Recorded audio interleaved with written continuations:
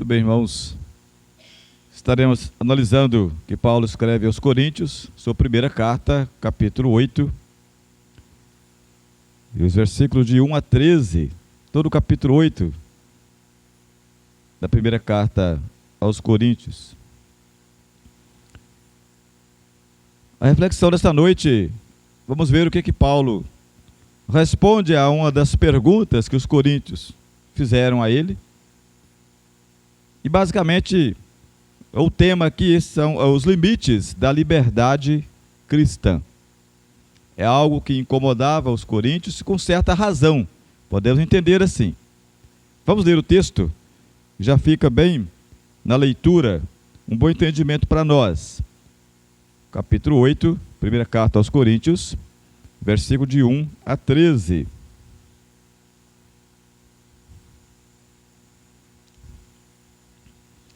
Ora, no tocante às coisas sacrificadas aos ídolos, sabemos que todos temos ciência. A ciência incha, mas o amor edifica. E se alguém cuida saber alguma coisa, ainda não sabe como convém saber. Mas, se alguém ama a Deus, esse é conhecido dele. Assim que, quanto ao comer das coisas sacrificadas aos ídolos, sabemos que o ídolo nada é no mundo e que não há outro Deus senão um só. Porque, ainda que haja também alguns que se chamem deuses, quer no céu, quer na terra, como há muitos deuses e muitos senhores, todavia, para nós há um só Deus, o Pai, de quem é tudo e para quem nós vivemos, e um só Senhor, Jesus Cristo, pelo qual são todas as coisas, e nós por ele. Mas nem em todos há conhecimento, porque alguns até agora comem, no seu costume para com o ídolo, coisas sacrificadas ao ídolo, e a sua consciência, sendo fraca, fica contaminada. Ora, o manjar não nos faz agradáveis a Deus, porque, se comemos, nada temos de mais, e se não comemos, nada nos falta. Mas vede que essa liberdade não seja de alguma maneira escândalo para os fracos. Porque se alguém te vir a ti, que tem ciência, sentado à mesa no templo dos ídolos, não será a consciência do que é fraco induzida a comer das coisas sacrificadas aos ídolos? E, pela tua ciência, perecerá o irmão fraco, pelo qual Cristo morreu. Ora, pecando assim contra os irmãos e ferindo a sua fraca consciência, pecais contra Cristo. Pelo que, se o manjar escandalizar a meu irmão, nunca mais comerei carne, para que meu irmão se não escandalize. Amém. Como falamos, nós estamos vendo, dentro de um contexto, que Paulo está respondendo a algumas questões que os coríntios fizeram. Especificamente aqui, ele começa a responder, neste capítulo, ele vai dar a resposta específica que eles fizeram quanto a participar de coisas sacrificadas aos ídolos.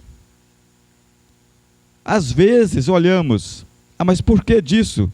Por que eles estavam com essas dúvidas? Eles tinham muita razão de ter essas dúvidas. O contexto social, político, religioso em que eles viviam permitiam que eles tivessem essas dúvidas. Não podemos criticar de todo. Apesar de observarmos também que até hoje, muitas vezes, titubeia algumas pessoas entre os limites da liberdade cristã. É lógico que muitos com certas pretensões querem usar da liberdade, mas não sabem conviver com a liberdade cristã. Às vezes falta esse discernimento em como vivermos plenamente a liberdade cristã, como deva ser vivida. Mas aqui o ponto específico, eles tinham uma dúvida, é o que falamos. Podemos chamá-la de plausível, porque no contexto deles, os ensinamentos que haviam recebido, então ali tinham pessoas dentro da igreja de um certo legalismo muito forte. Do outro lado, uns liberais, totalmente. E aí, se tem dois extremos, certo, alguém ficou na dúvida, eu vou seguir a quem? A gente vai para onde? Vai se manter dentro de um legalismo muito forte? E a liberdade que é pregada para a gente? Vai para uma liberdade sem limites? Uma permissividade de todas as coisas? Onde fica o proibido? Imagina a confusão gerada ali. Podemos entender que ele tinha a sua razão de ser. Paulo, então, inspirado por Deus, ele não dá uma resposta simples. Não, os legalistas estão certos, os liberais estão certos. Não. Ele estabelece, mais uma vez, ele trabalha com princípios. Ele começa a dar as respostas e mostrando o que de fato importa. Quais são os limites, neste ponto específico, da questão que eles haviam perguntado a ele, vocês poderiam comungar, participar de coisas sacrificadas a ídolos? E ele então vem dando a sua resposta, que fica bem claro a maneira como ele trabalha, que ele explica aqui. Ele trabalha com os princípios.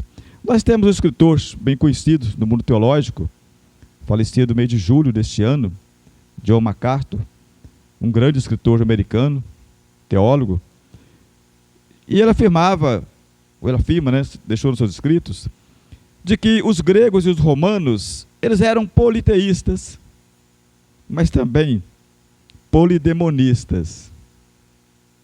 Politeísmo, você crê em vários deuses. Da mesma forma que eles criam e tinham muitos deuses, também criam numa variedade de espíritos do mal, vários demônios. Eles criam também. Os demônios tinham seus... Também. Eles temiam os demônios. E uma das maneiras que eles criam, que os demônios poderiam entrar nas pessoas e dominar as pessoas, era pela comida.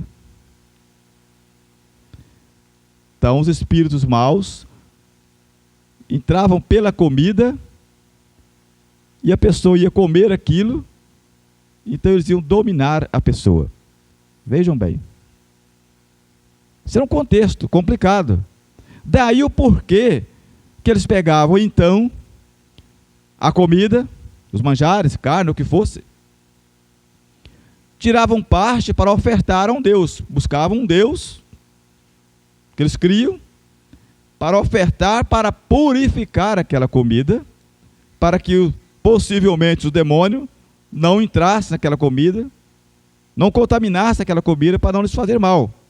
E aí levava então para o sacrifício e ofertava aquele manjar, aquela comida, com medo de ela estar com demônios e entrar neles. Então eles ofertavam isso ao seu Deus, digamos assim. O que sobravam, eles levavam para as festas pagãs deles, usavam nas festas, mas também sobravam mais ainda, eles levavam para o comércio, para vender. Daí agora os cristãos, no meio desse dilema, e agora? Vou comprar lá no comércio uma carne, e se eu comprar uma carne que ela foi objeto de devoção, foi destinada, parte dela foi destinada ao ídolo, ao Belce, ao Deus tal. Então não é de imediato para a gente olhar assim, mas por que essa preocupação? Não, eles estavam, não podemos condená-lo de todo, um conhecimento, precisavam de um conhecimento mais sólido a respeito disso.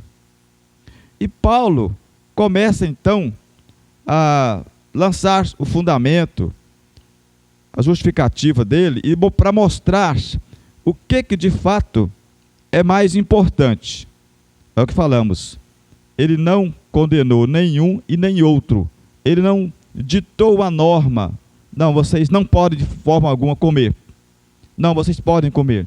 Não, ele estabeleceu um princípio, que é o que a Bíblia coloca para nós, não só nessas questões, como em demais questões, né?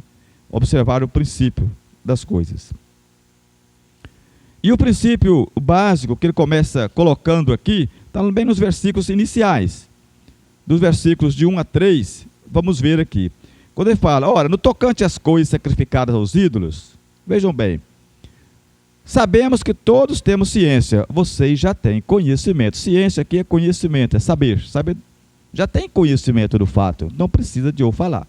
Vocês sabem que não se deve coisas. Existem as coisas sacrificadas aos demônios. Ok, já sabemos disso. Só que a ciência, o conhecimento, ele incha. O que é isso inchar? Ele ensoberbece. Mas o amor edifica. Então Paulo já começa a trazer uma distinção entre conhecimento e amor. Para vocês conhecerem apenas sobre isso, não é suficiente. Então vocês apenas renunciarem a isso, sem amor, não tem nenhum valor. Porque o conhecimento puro em si, ele apenas ensoberbece a pessoa, deixa ela inchada. Mas o que edifica de fato é o amor. Não o conhecimento do tipo legalista e nem um conhecimento do tipo liberal, permissivo. Então vocês saberem disso e serem uns legalistas ao ponto de não se aproximar disso, ou conhecerem, mas permissivamente e aceitarem participar, só isso, não. Fundamento, a base das coisas é o amor. O que edifica, que constrói, é o amor. E nós vemos em toda a palavra de Deus, o amor, o conhecimento, todo o conhecimento do ser humano, toda a aplicação de um conhecimento desprovido de amor, ele é inócuo. Deus, o apóstolo Pedro pediu que nós nos enchêssemos de conhecimento, e precisa de conhecer, mas o conhecimento, ele precisa ser atrelado ao amor. Praticar grandes coisas, saber muitas coisas, por saber, para se apresentar como sábio, isso não tem sentido, edificação cristã. E se alguém cuida saber, versículo 2, alguma coisa, ainda não sabe como convém saber. Opa, se alguém se acha que sabe muito, é porque ele não está sabendo como convém. Você pode saber muito, você não pode achar que sabe muito. Não tem limite de conhecimento. Não tem nenhum erro. Você buscar o máximo de conhecimento que você puder, que nós pudermos buscar. Agora, quando achamos que temos, não estamos sabendo como convém. Porque o conveniente é você ter o máximo de conhecimento possível e ainda entender. Não sei, preciso de conhecer. Sou pequeno. É o princípio da humildade. É o princípio do amor. Mas, 3, se alguém ama a Deus, esse é conhecido dele. Então, se a pessoa, de fato, ela ama a Deus, essa pessoa é de Deus conhecido. Claro, que independente do tanto que ela conhece sobre Deus, o que importa, ela ama a Deus. Seu conhecimento, o nosso conhecimento sobre Deus, ele é limitado e individualizado. Porque a fé, ela é individualizada.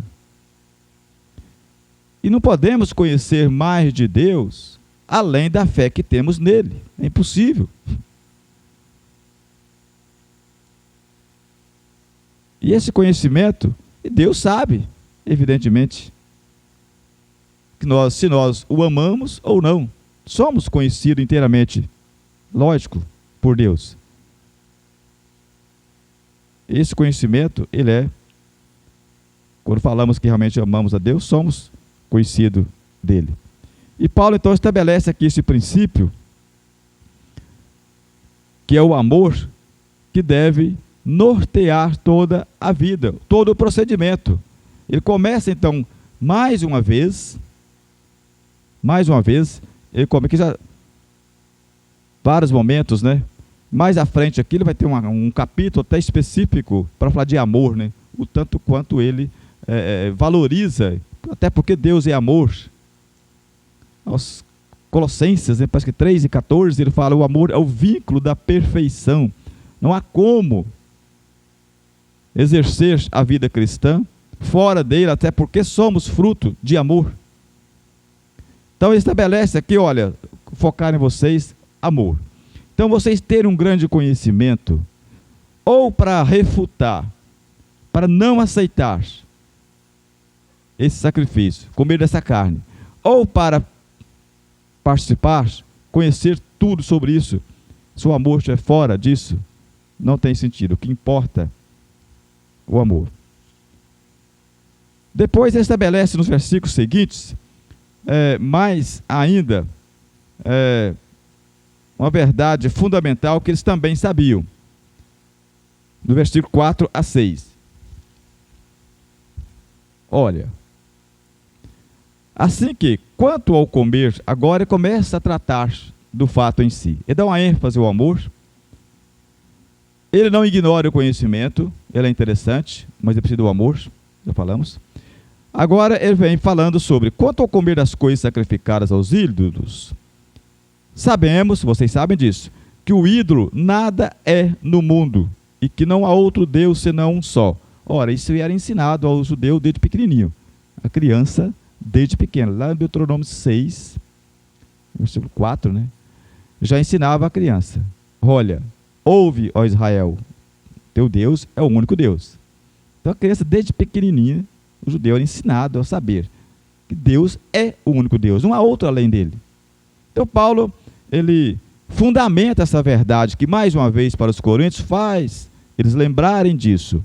Vejam bem, então coisas sacrificadas a ídolos, nós sabemos que o ídolo nada é, não tem valor.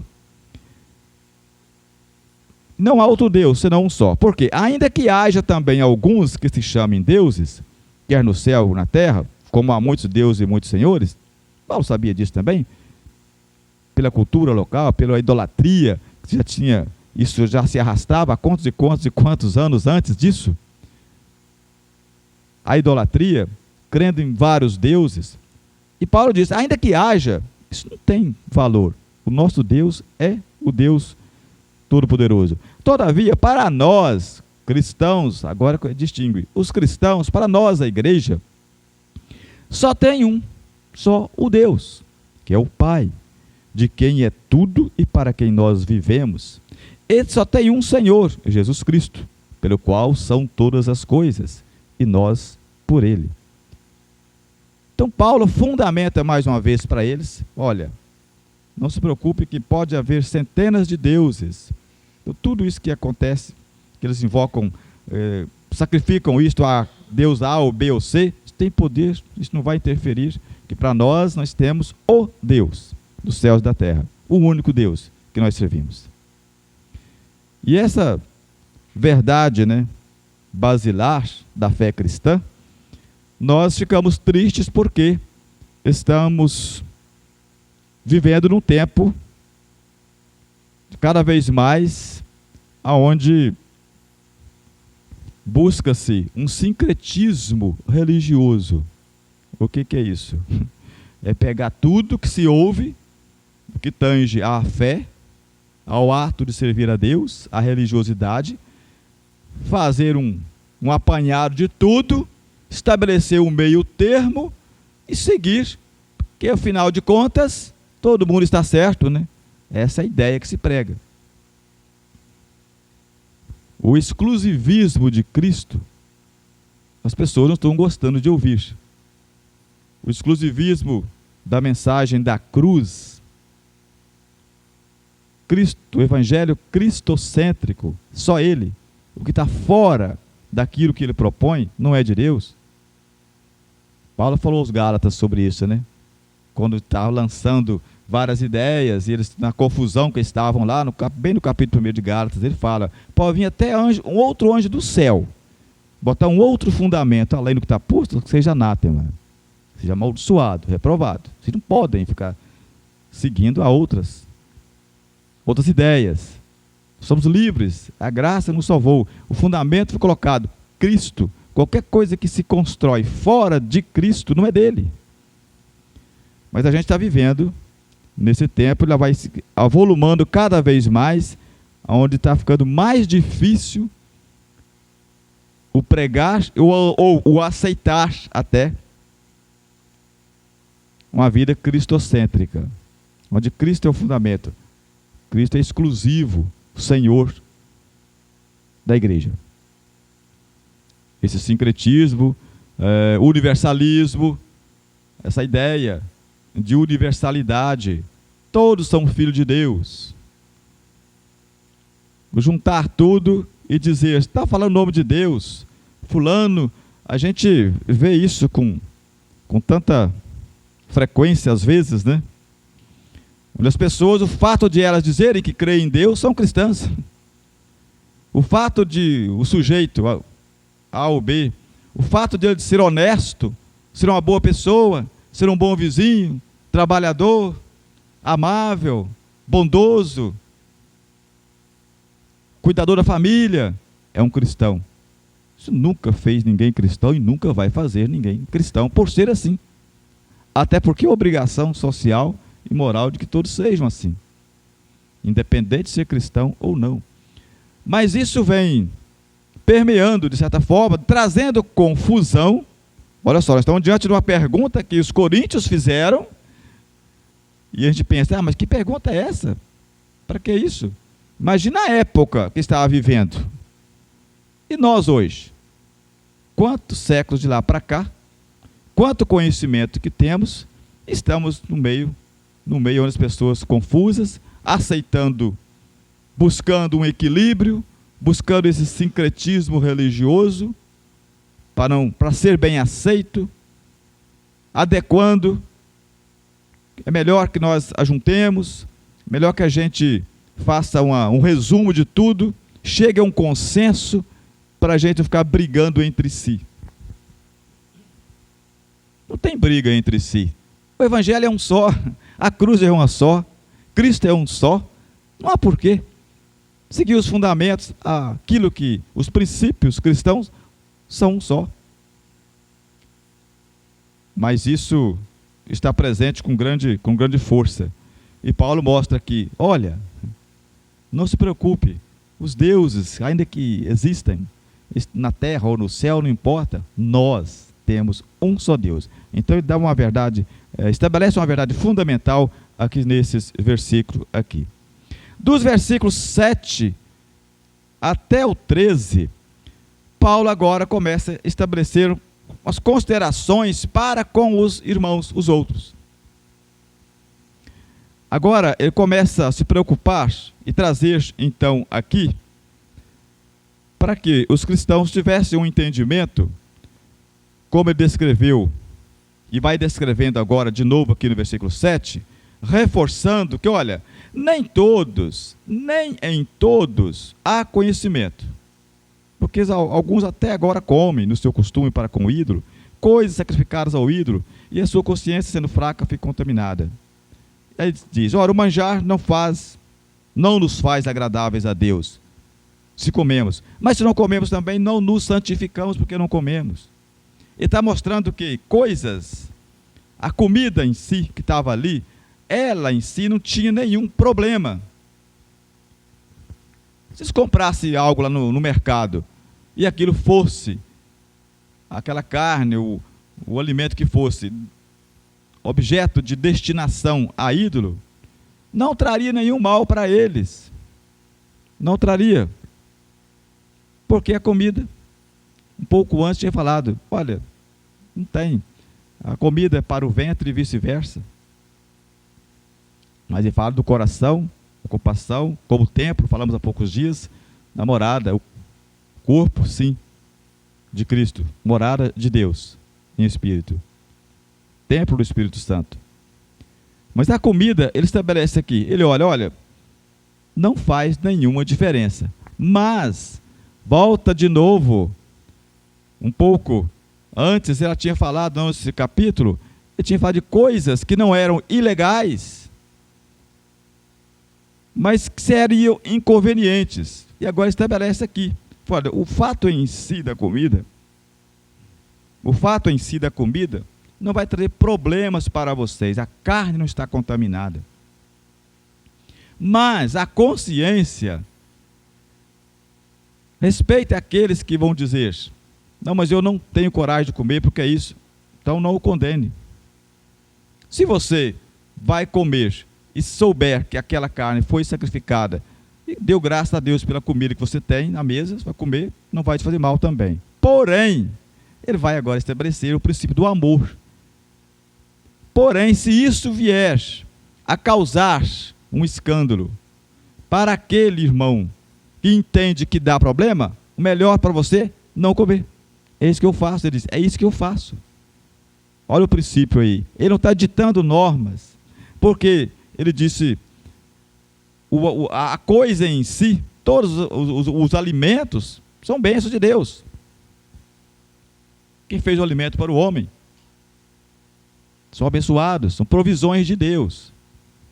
E se a pessoa lá, ela destinou aquele alimento a isso, a cultos, a deuses pagãos, a outros princípios, aquele alimento em si não carrega dentro dele maldição nenhuma, nem problema nenhum. Mas a consciência sim, é o que ele disse. E ele preserva aqui esse princípio que é o amor, que precisa estar presente. Aí ele estabelece agora os limites desta liberdade. Vocês têm liberdade para comer? Em outras palavras, está dizendo, tem, porque o alimento em si não tem pecado nele. Se não é pecado, não tem liberdade. Mas, se você for usar desta liberdade, de você que tem maturidade, para entender que isso não vai te causar problema, mas isso vai causar problema na vida do outro, então, se você desfizer, você está pecando. Está fazendo o outro fraquejar. O limite está aí, colocado. Interessante isso aí, né? Mas veja que essa liberdade não seja de alguma maneira escândalo para os fracos. Olha, você tem a liberdade de participar, porque eu acabei de falar com vocês que isso não carrega em si nenhum problema. É como dissesse, se você... Vamos mentalizar aqui, vamos idealizar aqui, uma suposição, você visse algo aí numa encruzilhada qualquer, aí, algo de comer, coisa gostosa, que alguém ofereceu, ofertou lá um Deus qualquer aí. Se você tiver com fome, necessidade de comer aquele alimento, chegou na sua frente, você tem a fé, pega aí e comer, problema nenhum. Agora, você precisa de você comer, você precisa de pegar aquilo para sua casa, você não tem necessidade nenhuma. Você tem fé suficiente? Não, isso aqui eu estou com fome, eu estou precisando. A provisão que eu tenho para comer agora é isso. Vai te trazer contaminação? Porque você vai me contaminar porque está sujo. Desde que sua fé seja a altura para dizer, eu estou saciando a minha fome, que eu estou com fome. Não tem outro recurso aqui. Vai dar graça a Deus que apareceu um alimento para você. É mais ou menos por aí. Aquele alimento foi ofertado, outros fins. Provisão dele foram outras. Até porque não temos condições de estarmos indo a todo o comércio e buscarmos identificar o que estamos comprando, se o fabricante ou o comerciante, com que interesse, com que oferta ele está vendendo aquele produto. Por que razão? Então, essa marca de roupa tal, descobrir que o sujeito é um ateu, é não sei o quê, não oferta isso para... Não sei. Você vai buscar a fábrica, modelo por modelo, de carro, de roupa, de tudo quanto é coisa, de qualquer coisa a comprar, e você está preocupado com isso? Não. Você está usando sua camisa, sua calça, seu tênis, se viu para mim, está bom, está comprando e pagando honestamente, e Deus está te abençoando, e você, a sua consciência está muito tranquila. Não vou me preocupar, se eu estou precisando disso, isso não vai trazer comigo. Paulo está mais ou menos explicando para eles, isso não é nada, isso que está aí não tem poder para amaldiçoar em nada, mas o amor. Vocês devem ser regidos pelo amor. Analise o outro, vai causar um problema para o outro, que não entende dessa forma, evite fazer. Trazendo para os dias de hoje, não temos no nosso meio cultural, nosso ambiente, não temos aí essas comidas sacrificadas a ídolos, A, ou B ou C. Mas outras coisas podemos ver, ligadas a costumes, a valores, que às vezes alguém usa ou faz, que às vezes não estão pontuadas dentro da Bíblia como ato pecaminoso, isso, a nossa fé nos aponta que não é pecado. Temos entendimento bíblico pela fé que não é pecado. Não temos nenhum fundamento para dizer isso é pecado. Mas, se aquilo a ser praticado, ser usado, vai causar um constrangimento a outro irmão que entende que aquilo é pecado, Paulo está dizendo, não use, não faça, porque vai gerar, pela fraqueza do outro, você está gerando um mal para o outro e prejudicando o corpo de Cristo. Porque se alguém te vir a ti, agora está colocando, que tens conhecimento, ciência, sentado à mesa no templo dos ídolos, não será a consciência do que é fraco induzida a comer das coisas sacrificadas aos ídolos? Pode comer, então vou fazer também. E pela tua ciência, pelo conhecimento que você tem, perecerá o irmão fraco, pelo qual Cristo morreu. Ora, pecando assim contra os irmãos e ferindo a sua fraca consciência, pecais contra Cristo. Paulo está colocando. É o amor que deve reger os limites da vida cristã. Aquilo que Paulo está fundamentando aqui. Deste conhecimento, vocês sabem que os ídolos nada são, os manjares também nada são. Apele neste ponto, apele para a consciência de vocês.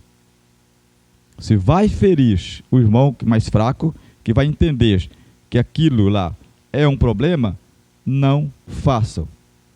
Vocês não devem causar tropeço para o irmão. E aquele que busca não causar tropeço, é porque ele ama.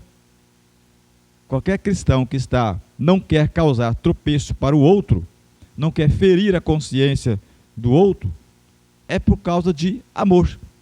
É aquilo que você vai olhar, não, eu tenho consciência, eu tenho plena convicção de que isso não me afeta em nada, não me abala, não me atinge. Mas se é para bem do grupo, da unidade, da comunhão, se é algo meramente de costume, de valores. Obrigado. Não estamos falando de algo tipificado como pecado que a Bíblia coloca. Isso aí não tem o que negociar. Paulo está falando de algo que estava acontecendo ali.